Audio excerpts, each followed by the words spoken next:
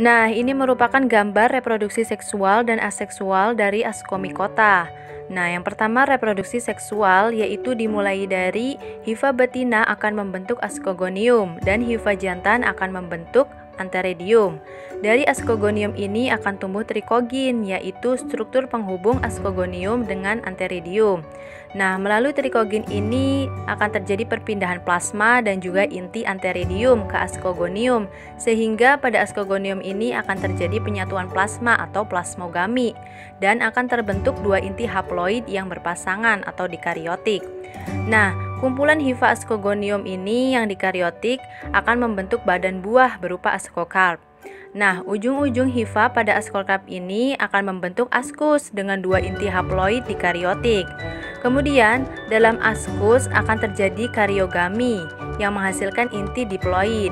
Nah, pada fase diploid ini terjadi secara singkat karena inti akan membelah secara meiosis menghasilkan 4 inti haploid.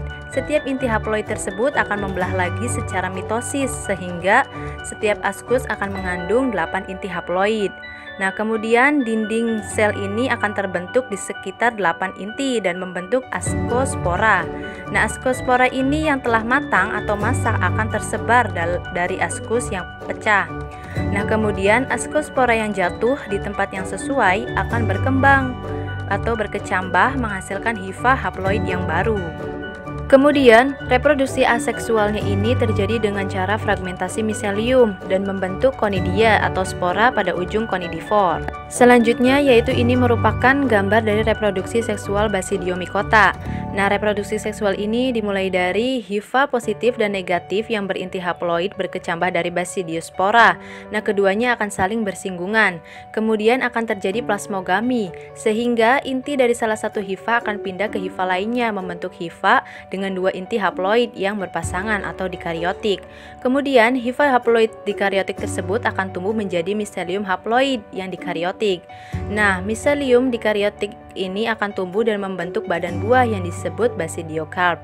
Nah, pada ujung-ujung hifa basidiokarp ini akan terjadi karyogami sehingga membentuk basidium yang berinti diploid.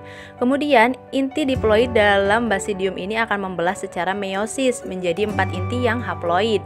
Nah, kemudian basidium akan membentuk 4 tonjolan yang disebut sterigma pada ujungnya. Satu inti haploid pada basidium kemudian akan masuk ke dalam salah satu sterigma dan berkembang menjadi basidiospora. Nah, jika basidiospora ini terlepas dari basidium dan jatuh pada tempat yang sesuai, maka akan tumbuh menjadi hifa yang haploid. Terima kasih.